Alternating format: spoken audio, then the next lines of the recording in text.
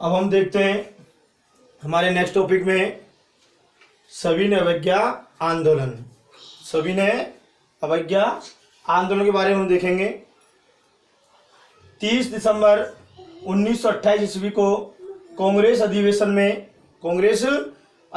में नेहरू जी की अध्यक्षता में पूर्ण स्वराज का प्रस्ताव पास हुआ। कब? 30 दिसंबर 1928 को। हमारा टॉपिक है सविनय अवज्ञा आंदोलन। इससे पहले हमने देखा था रोलट एक्ट, जलियांवाला बाग हत्याकांड, खिलाफत आंदोलन, असहयोग आंदोलन और साइमन कमीशन। अर्थात 1917 से हमने देखा था कि रोलट एक्ट 1919, फिर जलियांवाला बाग हत्याकांड 13 अप्रैल 1919, खिलाफत आंदोलन, असहयोग आंदोलन 1920 और साइमन कमीशन। उसके बाद हम देख रहे हैं सविनय अवज्ञा आंदोलन। 30 दिसंबर 1928 को कांग्रेस अधिवेशन में नेहरू जी की अध्यक्षता में पूर्ण स्वराज की मांग को प्रस्ताव को मान लिया गया, पारित किया गया। पूर्ण स्वराज के लक्ष्य के लिए गांधी जी, जो पूर्ण स्वराज का लक्ष्य प्रस्ताव पारित हुआ कांग्रेस अधिवेशन में 30 दिसंबर 1928 को, उस पूर्ण स्वराज के लक्ष्य को प्राप्त करने के लिए गांधी जी ने अपने 78 अनुयायियों के साथ अहमदाबाद के साबरमती आश्रम से, गुजरात में साबरमती आश्रम से 200 किलोमीटर दूर गुजरात में समुद्र तट के पास एक स्थान है डांडी, उस डांडी स्थान तक पर पहुंचे और 6 अप्रैल 1930 को उन्होंने वहां पहुंचकर और नमक बनाकर अंग्रेजी कानून को तोड़ा। ये लक्ष्य था कि हमको पूर्ण स्वराज वो हासिल करना है। उसके लिए हमें जो सरकारी आदेश है, जो नमक बनाने पर रोक लगा रखी थी अंग्रेजी सरकार ने, तो गांधी जी ने अपने साबरमती आश्रम से 78 अनुयायियों के साथ 200 किलोमीटर दूर जाकर और समुद्र तट के पास दांडी नामक स्थान पर नमक बनाकर और उस अंग्रेजी कानून को तोड़ा, अर्थात उसका उल्लंघन किया। यह जो आंदोलन था सविनय अवज्ञा आंदोलन, इसमें था कि भाई हमको उनके आदेशों की अवज्ञा करनी है। इसके लिए गैर कानूनी नमक बनाना, अर्थात पहला काम ये कहता भाई गैर कानूनी नमक बनाया जाएगा। शराब की दुकानों, अफीम के ठेकों और विदेशी कपड़ों की दुकानों पर धरने प्रदर्शन दिए जाएंगे। पहला तो है कि हमें गैर कानूनी नमक बनाया जाएगा। शराब की दुकानों के आगे, अफीम के ठेकों के आगे, विदेशी कपड़ों की दुकानों को आगे धरना प्रदर्शन किए जाएंगे। विदेशी कपड़ों को जलाया जाएगा, उनकी होली जलाई जाएगी, विदेशी कपड़ों की चरखा काटा जाएगा, छुआछूत से दूर रहा जाएगा। विद्यार्थी स्कूल कॉलेजों को छोड़ेंगे, अर्थात सरकारी स्कूल कॉलेज उनका त्याग करेंगे विद्यार्थी। नौकरियों से त्याग पत्र दिया जाएगा, जो सरकारी नौकरी में है वो अपनी सरकारी नौकरियों से त्याग पत्र देंगे। आदि कार्य करने का गांधी जी ने क्या किया? आह्वान किया। इन सभी कार्यों को करने का गांधी जी ने आह्वान किया सविनय अवज्ञा आंदोलन में। जनता इस आंदोलन के साथ जुड़ी। सविनय अवज्ञा आंदोलन के साथ बहुत अधिक मात्रा में लोग इससे जुड़े। इस आंदोलन की सबसे बड़ी खासियत ये थी कि इसमें महिलाओं ने भी बढ़ चढ़कर हिस्सा लिया। बहुत अधिक महिलाएं भी इस आंदोलन में जुड़ी, महात्मा गांधी के साथ उन्होंने भाग लिया, उनके भाषण सुने, जगह जगह धरना प्रदर्शन में महिलाओं ने साथ दिया। शराब की दुकानों, अफीम ठेकों की महिलाओं ने पिकेटिंग की। 60,000 लोग इस आंदोलन में जेल गए। बहुत बड़ा आंदोलन था। जैसे ऐसे आंदोलन में 30,000 जेल गए, लेकिन सविनय अवज्ञा आंदोलन में 60,000 से अधिक लोग जेल गए। 5 मार्च 1931 को सरकार और इरविन समझौता हुआ। सरकार के बीच और गांधी के बीच में इरविन समझौता हुआ और उसके बाद गांधी जी ने दूसरे गोलमेज सम्मेलन में भाग लिया। 1933 में आंदोलन की असफलता को मानकर और गांधी जी ने इस आंदोलन को वापस ले लिया, सविनय अवज्ञा। इसके बाद है व्यक्तिगत सत्याग्रह। द्वितीय विश्व युद्ध प्रारंभ हो गया। 1939-1945 तक द्वितीय विश्व युद्ध प्रारंभ हो गया। युद्ध में शामिल करने का देश में विरोध हुआ। अंग्रेज सरकार वो भारतीयों को द्वितीय विश्व युद्ध में शामिल कर रही थी, जिसका देश में जगह जगह विरोध हुआ। लोगों ने इसका विरोध किया, द्वितीय विश्व युद्ध में शामिल होने का। गांधी जी ने इसके लिए व्यक्तिगत सत्याग्रह का प्रस्ताव दिया, जिसे लोगों ने माना। गांधी ने कहा कि भाई हमको सत्याग्रह के बजाय व्यक्तिगत सत्याग्रह करना है, जिसे प्रस्ताव को कांग्रेस ने स्वीकार कर लिया।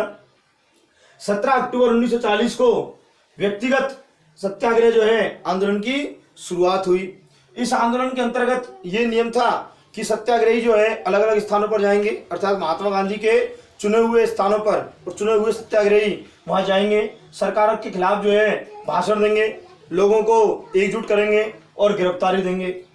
विनोबा भावे पहले व्यक्ति थे, पहले सत्याग्रही थे जो है 3 वहां की जेल गए। पहले सत्याग्रही विनोबा भावे जो महात्मा गांधी के कहने पर स्थान पर जो है उन्होंने जाकर धरना प्रदर्शन दिया, भाषण दिया और जेल गए। 3 वहां की जेल हुई। विनोबा भावे को पहले सत्याग्रही। दूसरे थे पंडित जवाहरलाल नेहरू और तीसरे थे ब्रह्मदत्त। 30,000 से अधिक लोग इस व्यक्तिगत सत्याग्रह में पकड़े गए, उन्हें जेल में डाला गया। अंतिम आपका भारत छोड़ो आंदोलन 1942, भारत छोड़ो आंदोलन। क्रिप्स मिशन की सफलता, जापान का जो है भारत पर आक्रमण का भय, जापान का भारत पर आक्रमण का भय, इसके कारण भारत जो है आंदोलन, भारत छोड़ो आंदोलन की शुरुआत हुई।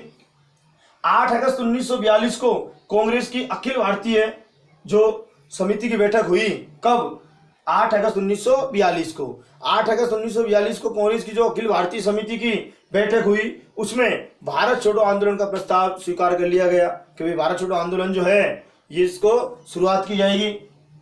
गांधी जी ने इस आंदोलन में प्रारंभ में कहा कि मैं आपको एक छोटा सा मंत्र दे रहा हूं और वो मंत्र है करो या मरो। करो या मरो का जो नारा दिया महात्मा गांधी ने भारत छोड़ो आंदोलन के समय पर 1942 में कहा था कि मैं आपको छोटा सा मंत्र दे रहा हूं, करो या मरो। उन्होंने कहा कि अब हम लंबे समय तक जो है पराधीनता को स्वीकार नहीं कर पाएंगे, अर्थात हम लंबे समय तक अब गुलाम और पराधीन बनकर नहीं रहेंगे। या तो हम देश को स्वतंत्र कराएंगे या इस प्रयास में मारे जाएंगे। ये कहा था महात्मा गांधी ने कि करो या मरो। और अब हम लंबे समय तक पराधीन गुलाम नहीं जी सकते, चाहे इसके लिए हम मारे जाएंगे। इसलिए उन्होंने कहा कि प्रयास करेंगे चाहे इसके लिए हम मारे जाएंगे। पराधीनता को जारी रखने के लिए अब हम जिंदा नहीं रहेंगे। इसके लिए शांतिपूर्ण हड़ताल, इसके लिए कोई निश्चित रूपरेखा बनाई नहीं गई इस आंदोलन के लिए। फिर भी किया गया कि हमको शांतिपूर्ण हड़तालें करनी है, सार्वजनिक सभाएं करनी है और लगाम देने से मना करना है, सरकार का असहयोग करना है, आंदोलन को शांतिपूर्ण अर्थात अंतिम रूप तक पहुंचाने के लिए संघर्ष करना है। इस आंदोलन में जयप्रकाश नारायण, राम मनोहर लोहिया, रामानंद मिश्रा ऐसे प्रमुख क्रांतिकारी थे जो इस आंदोलन में साथ जुड़े। पुलिस थानों, डाकघरों, स्टेशनों पर हमले किए गए इस आंदोलन के अंतर्गत कि पुलिस थानों पर, डाकघरों पर, स्टेशनों पर हमले किए गए। कारखाने, स्कूल, कॉलेज इन पर हड़ताल की गई। आंदोलन में जो गोलीबारी हुई उससे 10,000 से अधिक लोग जो है इस भारत छोड़ो आंदोलन में मारे गए गोलीबारी में। लेकिन यह आंदोलन असफल हुआ, यह आंदोलन रुका, लेकिन इस आंदोलन ने भारत की आजादी का मार्ग प्रशस्त कर दिया और भारतीयों में वीरता, त्याग, साहस और देशभक्ति की भावना पैदा कर दी और लोगों में संघर्ष करने की हिम्मत जुटी और भारत संपूर्ण स्वतंत्रता से कुछ कम रह गया। लेकिन यह आंदोलन ने लोगों में जो है, भारतीयों में स्वतंत्रता के प्रति जो है देशभक्ति की भावना, शौर्य, साहस और उत्साह भर दिया, जिसका परिणाम हुआ कि 15 अगस्त 1947 को भारत स्वतंत्र हुआ। तो हमारा टॉपिक सविनय के आंदोलन, दूसरा अपन का जो है व्यक्तिगत सत्याग्रह और तीसरा है भारत छोड़ो आंदोलन। इस प्रकार 1919 से 1947 तक के जो हमने राजनीतिक आंदोलन पढ़े, सबसे पहले हमने पढ़ा रोलेट एक्ट, फिर हमने पढ़ा जलियांवाला बाग हत्याकांड, फिर हमने पढ़ा खिलाफत आंदोलन, फिर हमने पढ़ा असहयोग आंदोलन, फिर हमने पढ़ा आपका जो है साइमन कमीशन, फिर हमने पढ़ा सविनय के आंदोलन, फिर व्यक्तिगत सत्याग्रह और भारत छोड़ो आंदोलन। ये 7-8 जो आंदोलन हैं इनके बारे में हमने पूरा डिटेल से पढ़ा है। इन्हें समझो और याद करो क्योंकि ये महत्वपूर्ण भी है। इनसे आगे हम नेक्स्ट उसमें देखेंगे।